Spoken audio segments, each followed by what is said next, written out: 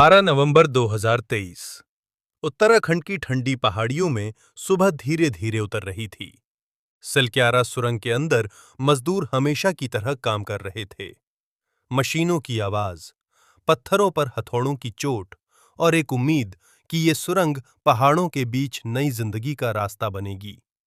लेकिन किसी को अंदाजा नहीं था कि अगले कुछ सेकंड में वही सुरंग मौत का जाल बन जाएगी।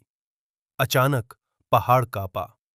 एक तेज धमाका हुआ और देखते ही देखते सुरंग का एक हिस्सा टूटकर अंदर गिर पड़ा। धूल इतनी थी कि लोगों को अपने हाथ तक दिखाई नहीं दे रहे थे। चीखें गूंजने लगीं। कुछ मजदूर बाहर भाग निकले, लेकिन 41 मजदूर अंदर फंस चुके थे। उनके और बाहर की दुनिया के बीच अब लगभग 60 मीटर मलबा था। पहाड़ के अंदर ऑक्सीजन सीमित थी। समय तेजी से निकल रहा था। शुरुआती घंटों में किसी को समझ नहीं आ रहा था कि आखिर अंदर की स्थिति क्या है। क्या मजदूर जिंदा हैं? क्या सुरंग का बाकी हिस्सा भी गिर सकता है? और सबसे बड़ा सवाल, क्या उन्हें समय रहते बाहर निकाला जा सकेगा? बाहर परिवारों की भीड़ जमा होने लगी। किसी का बेटा अंदर था, किसी का भाई, किसी का पति। हर फोन कॉल के बाद उम्मीद और डर साथ साथ बढ़ रहे थे। फिर शुरू हुआ भारत के सबसे मुश्किल रेस्क्यू ऑपरेशनों में से एक।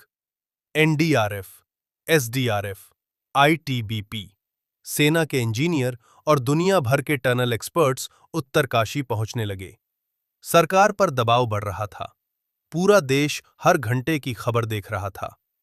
रेस्क्यू टीम ने फैसला किया कि एक विशाल ऑगर मशीन के जरिए मलबे के आर पार पाइप डाला जाएगा, ताकि मजदूरों तक पहुंचा जा सके। पहले दिन उम्मीद मजबूत थी। मशीन आगे बढ़ रही थी। अंदर फंसे मजदूरों तक पाइप के जरिए खाना, पानी और ऑक्सीजन पहुंचाई जाने लगी। लेकिन असली लड़ाई अब शुरू हुई थी। जैसे जैसे ड्रिलिंग आगे बढ़ी, मशीन बार बार रुकने लगी। पहाड़ के अंदर लोहे की सरिये और भारी पत्थर रास्ता रोक रहे थे।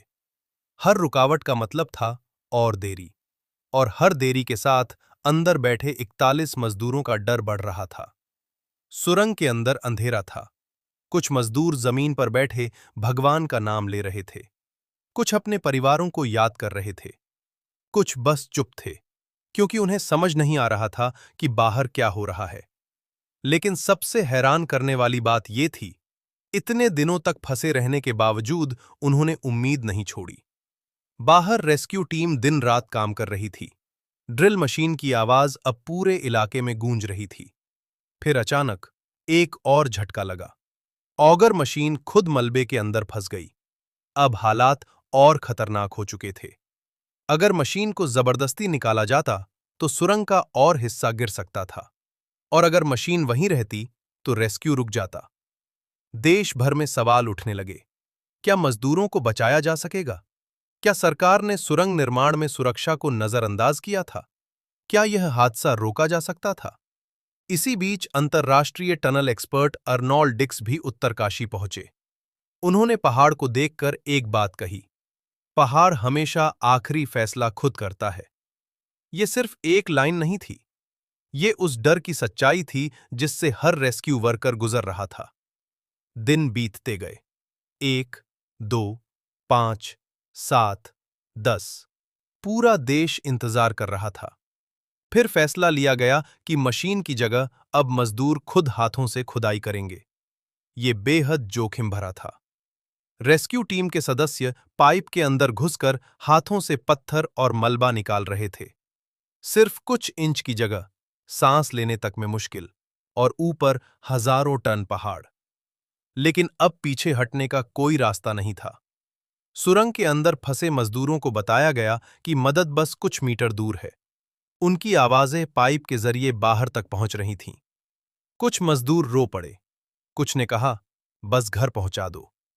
और फिर 17 दिन बाद वो पल आया जिसका इंतजार पूरा देश कर रहा था। मलबे के पार आखिरकार एक रास्ता बन चुका था।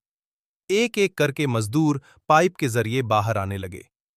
जैसे ही पहला मजदूर बाहर निकला, वहां मौजूद लोगों की आंखों में आंसू आ गए।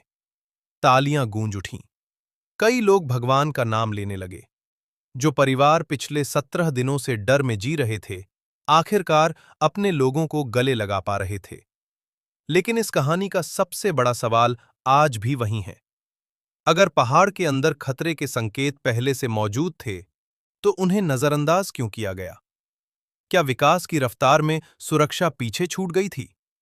उत्तरकाशी टनल रेस्क्यू सिर्फ एक बचाव अभियान नहीं था। ये इंसान और पहाड़ के बीच की वो लड़ाई थी, जहां हर सेकंड उम्मीद और मौत आमने सामने खड़े थे। और शायद इसीलिए 17 दिनों तक अंधेरे में फंसे उन 41 मजदूरों की कहानी सिर्फ एक हादसा नहीं, बल्कि जिंदा लौट आना चमत्कार की कहानी बन गई,